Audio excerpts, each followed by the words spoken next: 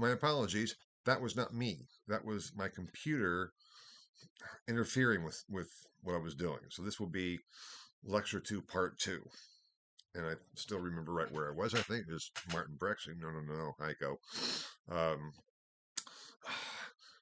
we can't think of the reformer having a theological discovery sitting on the toilet. That's, embarrassing. That's private. But for Heiko's point was that's exactly what Luther was meaning. We know that Luther had problems with constipation. He's very open about it. There's a letter he's writing to Melanchthon a little bit later on in Latin, talking about what's going on in Wittenberg, etc., blah, blah, blah, blah, blah. And all of a sudden, he goes into German and exclaims, Mein Arsch ist böse, which is basically, my ass is angry. We know he struggled with constipation throughout his life. He struggled with kidney stones. So he was not always physically in great shape, even though he had a very strong constitution, having being able to do what he did, given his physical condition. And then this goes back to the scatology part, because if you remember that sermon that I talked about in the last lecture, when Luther said, the devil will come to you and say, look at you, you're covered in shit. And he said the only response is, yes, devil, I am. And it's your shit I'm covered in, and you can go eat your own shit. The whole point for Heiko is in ha cloaca is exactly that point. That where the devil attacks you in your most vulnerable private situation, and that's how you respond. And so the sense of he has his revelation for Heiko is perfectly consistent, number one, with Luther's personality and character, and number two, theologically, in that very real theological situation of the battle with the devil. That makes a lot of sense. Now, Martin Brecht's more pious interpretation is, well, you see, the cloaca, the toilet, in the Wittenberg Monastery was in a tower. It was known as the Cloaca Tower. Luther's study was above the cloaca. So when he said in hot cloaca, he's not referring to himself being on the toilet, Heiko. He's saying that he was in his study poring over the scriptures, and that's where he had this revelation. And he just is referring to the cloaca tower. Now, there's no real way to settle this debate. I think Heiko's point, Heiko Obermann, my advisor, makes much more sense. It doesn't try to purify Luther, and Luther, if anything, was not a prude. Because the whole point for Luther is that Christ comes to us when we're most vulnerable in our most vile, disgusting, open situations. For Luther, his favorite Christian holiday was Christmas.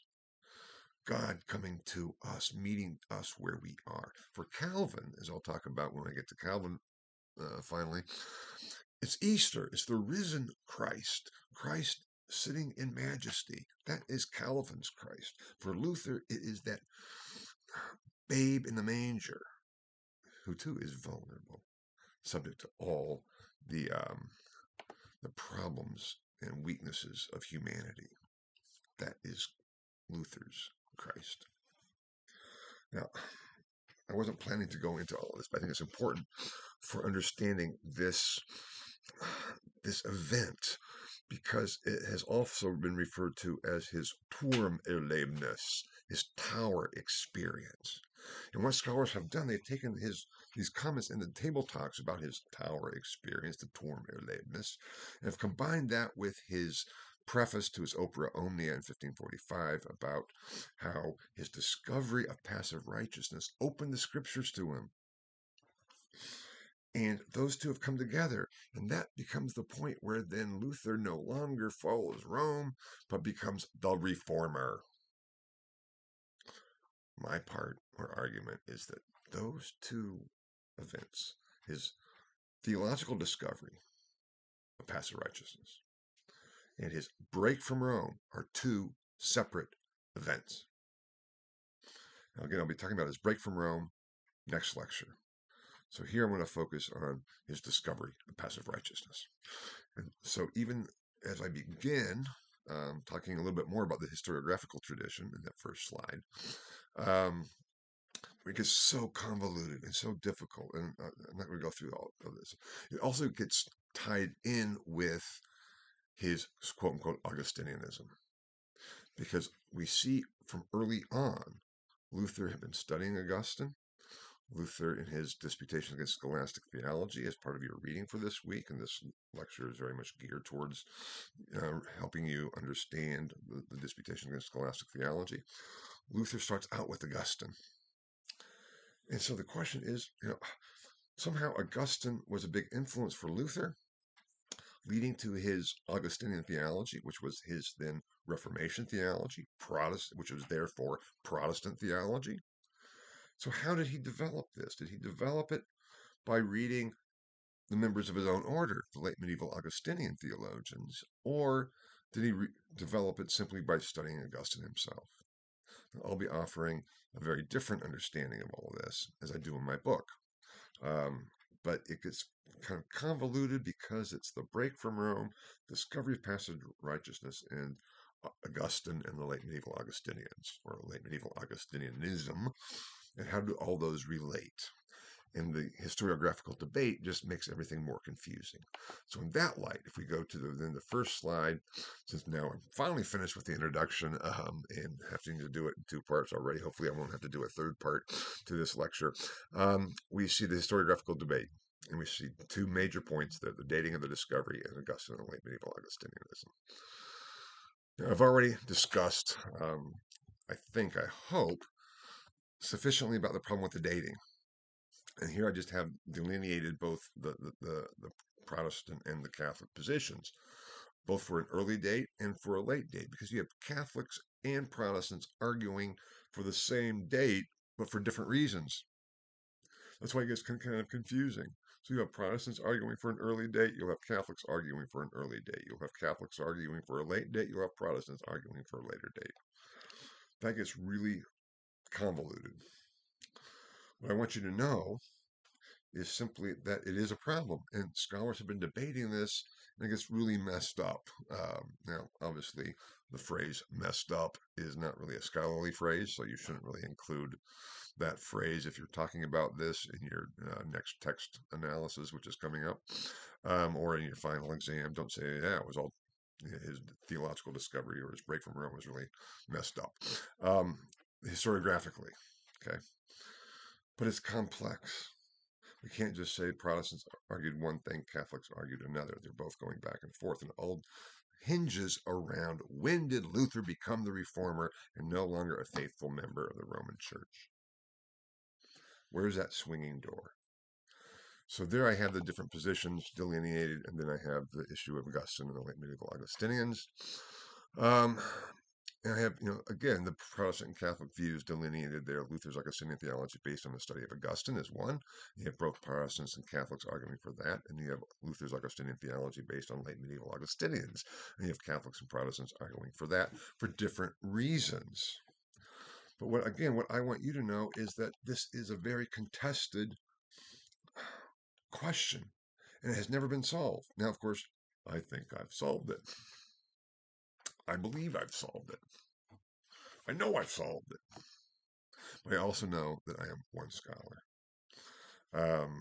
And that even though for me, I feel it all works, for other scholars, it may not. Now, my Luther book was well received. It received a major prize as the best book on the German Reformation, published in the year 2017. As there are a lot of Luther books published in 2017, and mine was awarded the prize for the best one.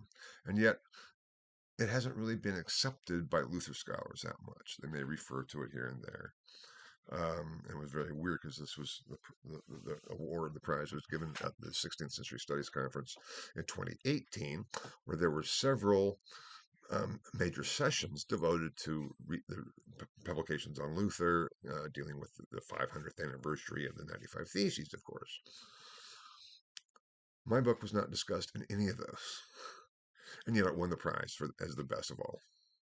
So that's kind of there's a real tension when you start trying to shake up traditional scholarship, which is what my book is doing and what the position I'll be presenting to you here.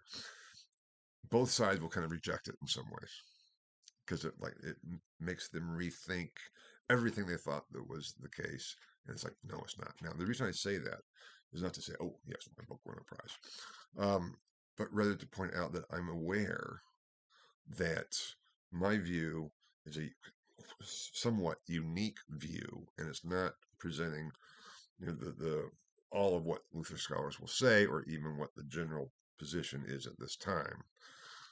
So just keep that in mind. But I think you'll be able to read it and see my arguments for yourselves. And so if you have friends or family or meet people who know or think they know about Luther and they're talking about this, you can say, well, wait a minute, no, that's not really the case. Did you know, et cetera, et cetera, et cetera.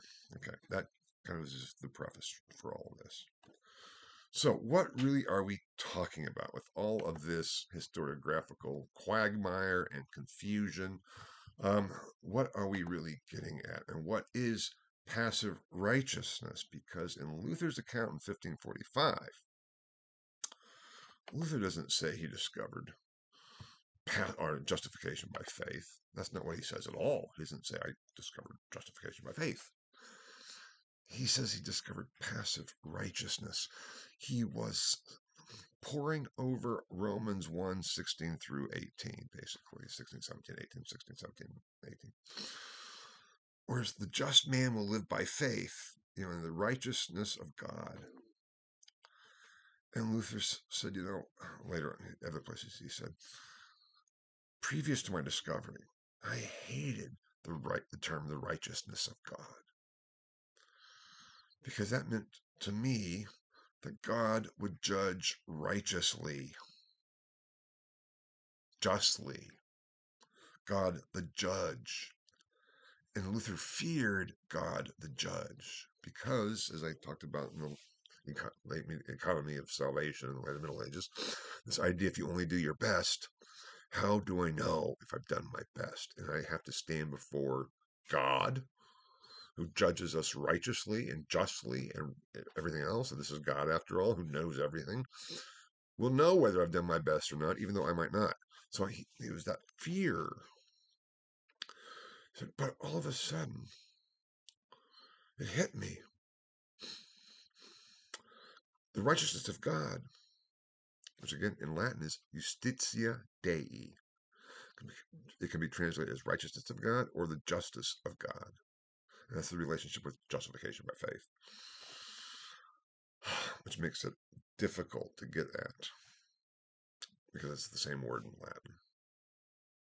He's going to say, well, didn't Luther then talk about justification? Well, justification is kind of different than the justice of God, but that's anyway. The righteousness of God, he says, should not be interpreted actively as that by which God judges justly, but passively as that by which God makes us just. That is the difference. That is what passive righteousness is. That by which God works in us. God affects and brings about righteousness in us. He says, once having this discovery, this insight of passive righteousness, you're like, opened all of Scripture to me. And I went through in my mind, he's all saying this in his preface, all the different attributes of God, God's love, God's wisdom, God's goodness, are all should be understood passively as that which God works in us. We receive this as gifts. He says, then, this is part of the dating issue too. He says, then I went back and I read Augustine's on the Spirit and the letter, De Spiritu et Anima. He says, against hope, contra spem. I saw that Augustine interpreted it the same way. Now, this is a problem for the whole debate of when this happened. Because in his commentary on Romans, 1550 to 1560, in his commentary on Romans 1, 16 through 18. Luther cites De Spiritu et Littera, on the spirit in the letter, precisely on this point. Precisely on this point. So that would indicate pretty clearly, in my view, that he had already had his discovery. Now, there are other issues that dating it to 1516 or before 1516, you have to kind of work around, but that's another issue. Whereas Martin Brecht, who argues for the 1518 date, says, well, he doesn't really mean he read De Spiritu et Anima for the first time. It means he read it in the commentary of Karlstadt, Andreas Bodenstein from Karlstadt, because Karlstadt had kind of a conversion experience himself, which I'll talk about later when I talk about Karlstadt, probably in a couple of weeks, or probably maybe even next week, maybe, because I think about talk about the Wittenberg theology next week, so I'll probably get back to this next week. And Karlstadt wrote a commentary on De Spiritu et Anima, and published. It was out in 1518, and so Brecht's argument to preserve this later dating, because of course for Brecht, we can't have an earlier dating, because even though there are, let's say, indications of Luther's Reformation theology, before 1518 it's not sufficiently evangelical. It's like Martin Brecht. Oh my God, how can you say that? It also would mean that Luther had forgotten what he had written just 2 years earlier in his commentary on Romans, which he was still revising for publication. To me, it's mind-boggling how anybody can say, based on the preface, that it's a later dating. Anyway, that's gets into that, and you're not responsible to follow what I say, but you are responsible to know my argument and to know my position. You can disagree with it. You might have a difficult time because you'd have to argue against it, which you could, but you can't just say, well, Sachs says this and he's wrong, because I know better, because I've believe what I've been taught all along. That you can't do, okay? And if you want to argue against me, contact me and let's talk, and I can even try to help you with that, okay? So I'm not saying that you have to follow me, and I'm not saying that I am teaching you this because this is the truth. But I think for me, it makes the most sense of all of the evidence. And to argue something differently, you have to ignore some of the evidence, such as his commentary on Romans, and say that Luther had just forgotten about it, which is like, no, you can't, on the one hand, hold up Luther as this great intellect and mind and say he forgot what he wrote just 2 years ago. You can do that. I forget things that I've written 2 years ago or even longer. It's like, oh yeah, I did write that, didn't I? But on such a major issue that changed Luther's entire life, I can't imagine that he would have forgotten that. So anyway, that's the difference with that. Passive righteousness is very important. And because of the word justitia Dei, and justitia is justice, it's also righteousness, and justice is related to justification. Now, justification is basically simply that which allows human beings to be accepted into heaven, or quote unquote, to be saved, to get into heaven. That is, to the extent to which we are justified for entry into heaven, which I think I talked about in the lecture on the late medieval or the economy of salvation. So that's what this is all about. That is what righteousness is all about. Is it something that I have to perform and do, or is it something that is given to me as a gift from God that I receive passively? That was Luther's point. The question is, was that equated with his break from Rome? And was it based on Augustine, since he refers to it? Now, this next slide, moving along, because this is still getting at my earlier dating, has the quote from Luther: "This philosophy is beautiful." And then on the other side, it says, "and useful for the highest theology." Why is this important? Because it gets at what was behind his discovery of passive righteousness. And my argument is it didn't have anything to do with Augustine. All along, this whole quagmire of a debate is When did he make his discovery of justification by faith, which is equated with his break from Rome? And what was the role of Augustine and or the late medieval Augustinians in that? Not Augustine. It was Aristotle, which is almost blasphemous for Luther scholars. Why?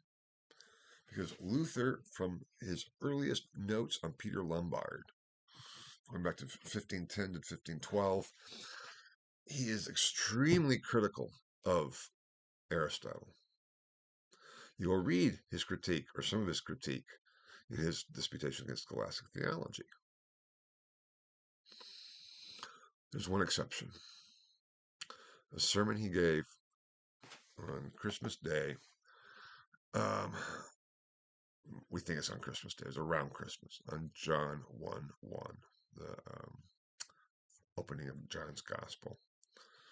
In principio erat verbum, et verbum erat Deum, et verbum erat apud Deum, or something close to that. In the beginning was the Word, and the Word was with God, and the Word was God. That's what Luther is preaching on to his fellow Augustinians. At the same time, he was lecturing on Aristotle's physics. And he starts talking about the distinction between an object and a subject. And based on Aristotle's physics, the object, and this gets out, what are we studying? What are we looking at? What's the object and what's the subject? The object is the active part. The object brings the subject into being. If I see a tree, the tree is the object. That object acts on me to bring my seeing of the tree into a reality. We think the subject acts. No, in Aristotelian physics, the object is the active part. The subject is passive. The object brings the subject into being. The subject is passive. And Luther, in his sermon, refers to Aristotle and his physics. And that's where he says, look at this, after describing this active-passive relationship with Aristotle's physics of the object and the subject, that he says, this philosophy is beautiful and useful for the highest theology, even if incorrectly understood. It's the only place in all of Luther's works that he has this outpouring, a gushing outpouring of being positive towards Aristotle. Even when, I can show that, he's using Aristotelian logic, everything else, for his arguments and everything, he still damns Aristotle. All of Aristotle philosophy is to theology as darkness is to light. And what does he mean by philosophy? He means Aristotle. He says, the tradition has shown that you can't become a great theologian unless you know Aristotle. He says, my argument is you cannot become a great theologian unless you get rid of Aristotle. So there's this Aristotle critique in the Disputation Against Scholastic Theology, but even there, and I think I talk about this in my Luther book, depending on how we understand some of these theses, he doesn't dismiss logic. I think I talk about the crisis of logic. He doesn't dismiss Aristotelian logic. He dismisses the use of it, or what he considers to be the incorrect use of it, which was basically known as the doctrine of the fallacies.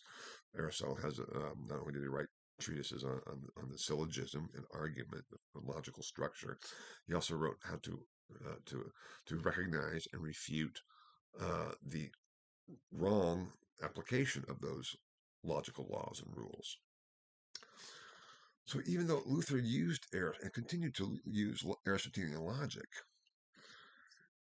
this is the only time where he's praising Aristotle and says, not just for philosophy, but for the highest theology, namely justification, the righteousness of God, whereby Christ becomes our object that brings us into being as a righteous person. This will tie in later when I get to the last lecture here. Well, not last lecture, the last slide of this lecture. Because the object is outside of the subject. It's not the same. I'll get there in a minute. But that exuberance about Aristotle is almost the same type of exuberance that he relates in his preface in terms of his discovery of passive righteousness. That was the key. It wasn't Augustine. And if we accept my dating of 1514 for his theological discovery based on Aristotle, then it makes sense that when he's lecturing on Romans, he turns to Augustine and says, "Oh my God, against hope." He interprets it that way too, which also shows that he didn't know Augustine very well before he really starts, lecturing on Romans and stuff. So there is this huge kind of, I won't want to say revolutionary, but a complete inversion of the whole debate and argument that I make in my book. And people don't want to hear, Luther scholars don't want to hear Luther as an Aristotelian making his theological discovery of passive righteousness. They don't want to hear it. Because all the debate's been about Augustine and Paul and Augustine. And where does Luther relate to each of those? But my argument is it's only his lecturing on and grappling with Aristotle's physics that he sees this passiveness in terms of the relationship between an object and its subject. And that becomes for him central for understanding justification, the righteousness of God, and Christ as our object that brings us into being as Christians. Now, it's a big issue. It does deal with philosophy. It does deal with theology. That's what it says, useful for the highest theology. That's my argument there.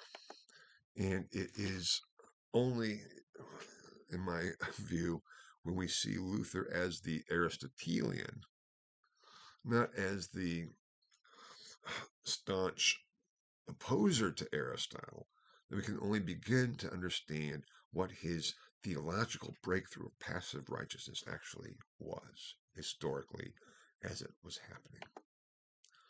Now, if that is the case, so to speak,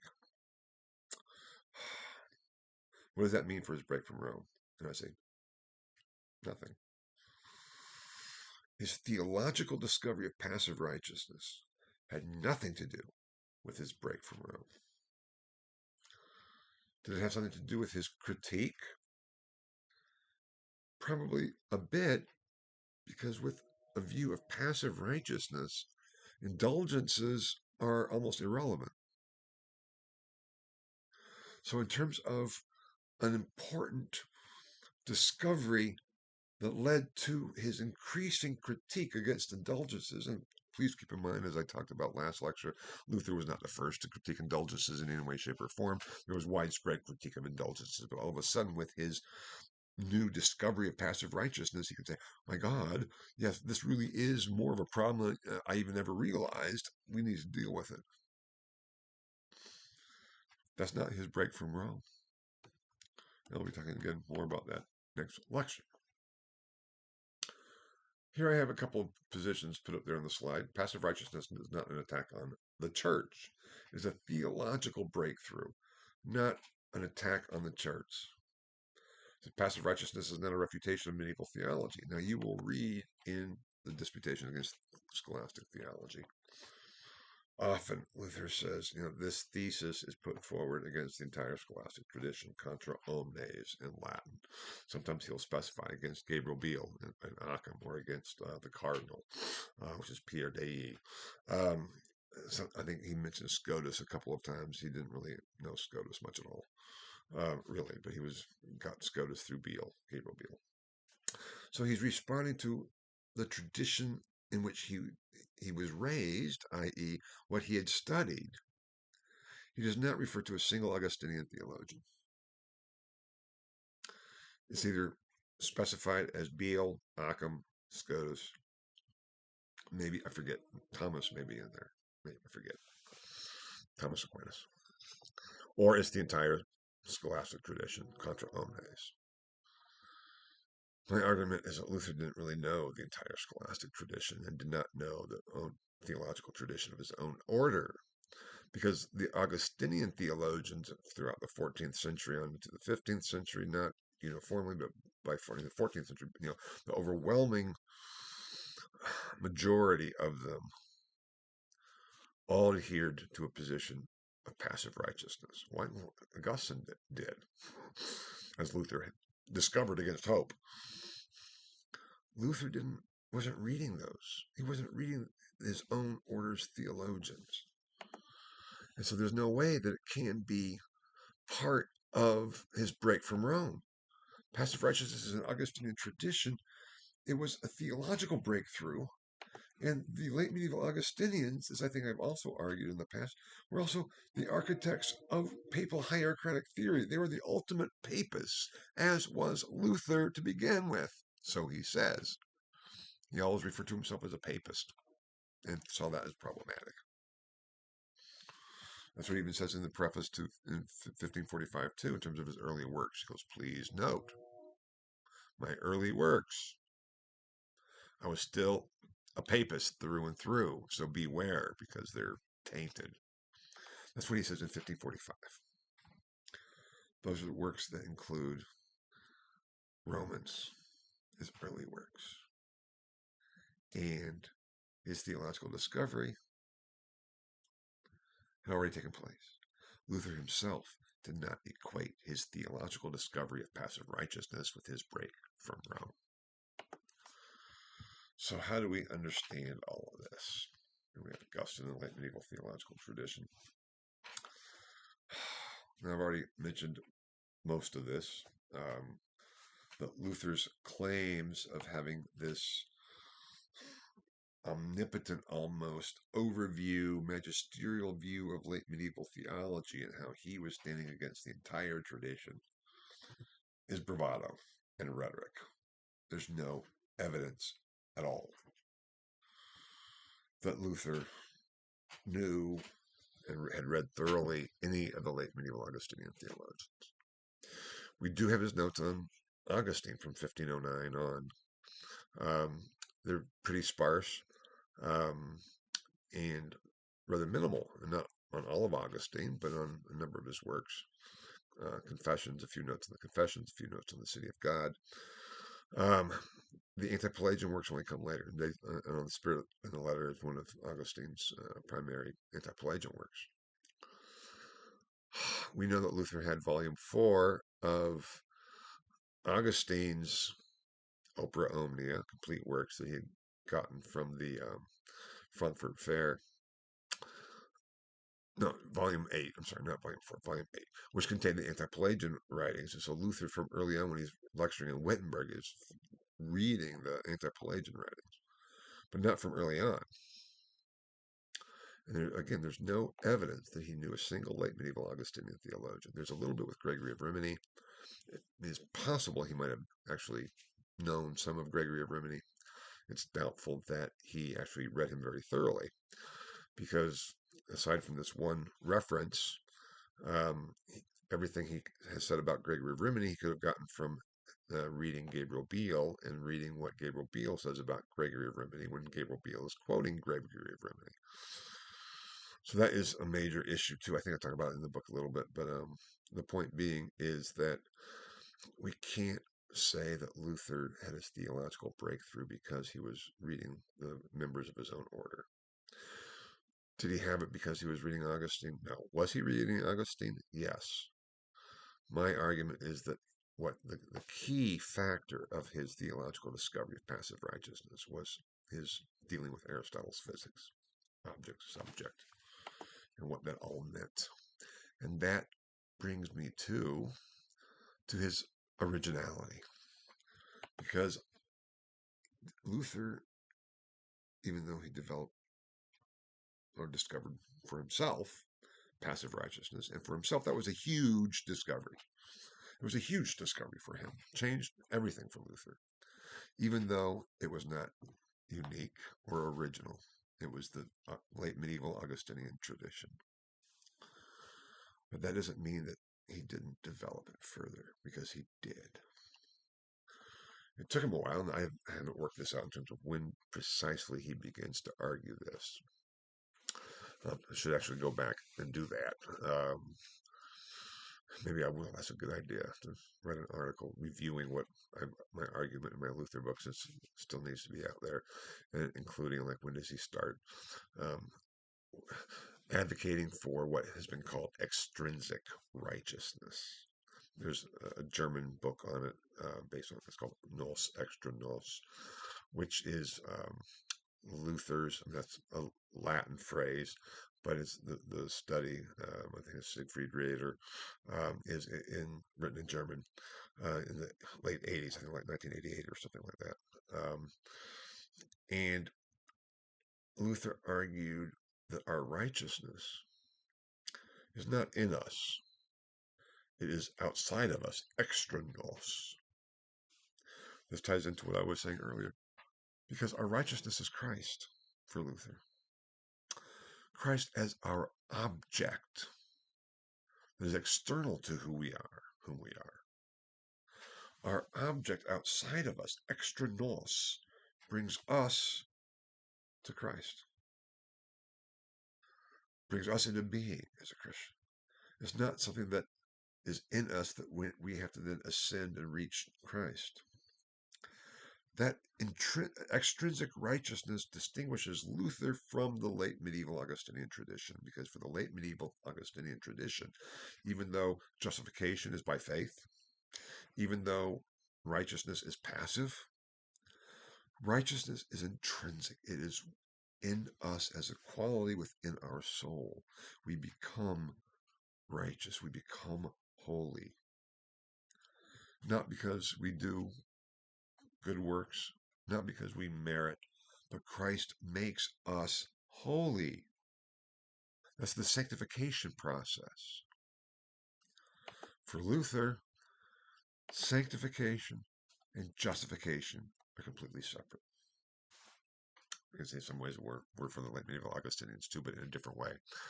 Sanctification is the process by which we become holy, by which we lead Christian lives and all those things.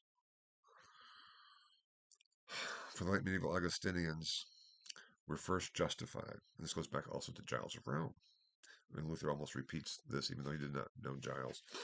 Giles of Rome saying, you can't follow Aristotle's ethics for understanding sanctification, because Aristotle's ethics are based on developing a habit of virtue. You want to know how we become good.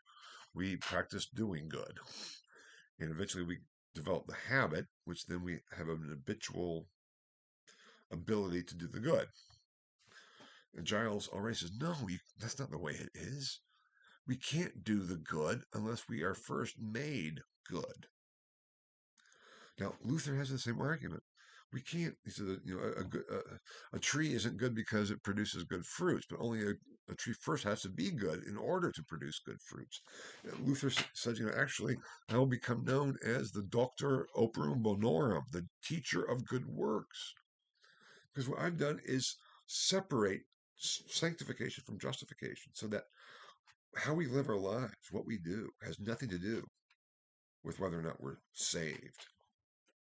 We don't give, charity. We don't give alms to the poor in order to be saved.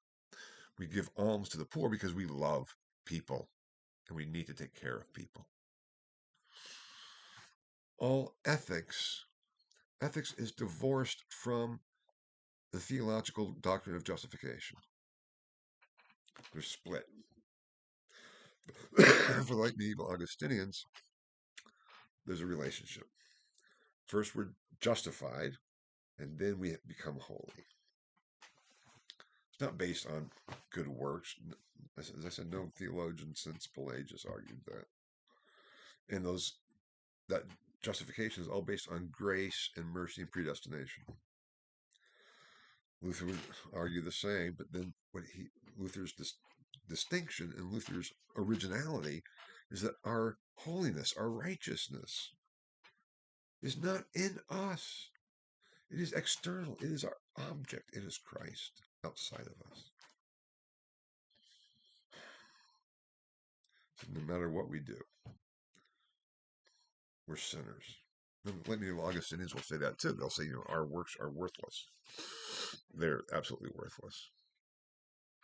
Um, but still, it's a process because we have to be made holy by grace that God gives us, which we receive passively for the Augustinians, but still intrinsically makes us good, holy. For Luther, there's no way.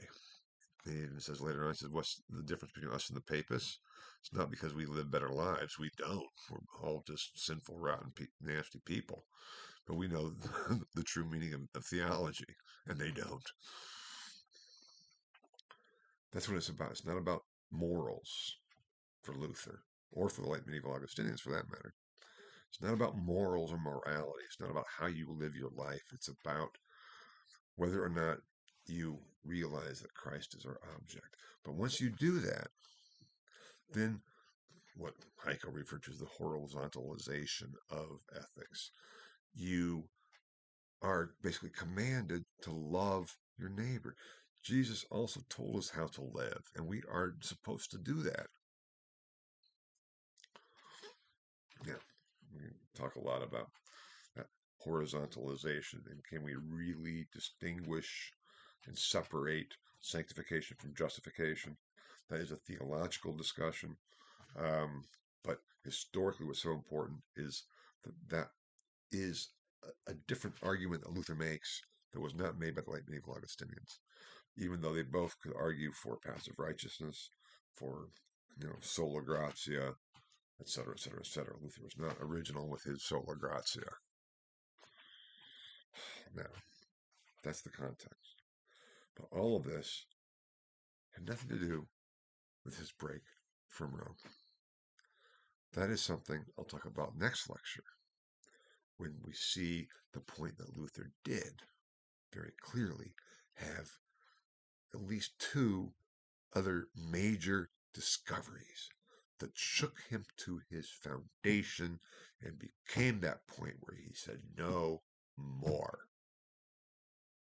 There's no more rapprochement. There's no more trying to work within the church with the papacy. It's over. I'm done. I'm out.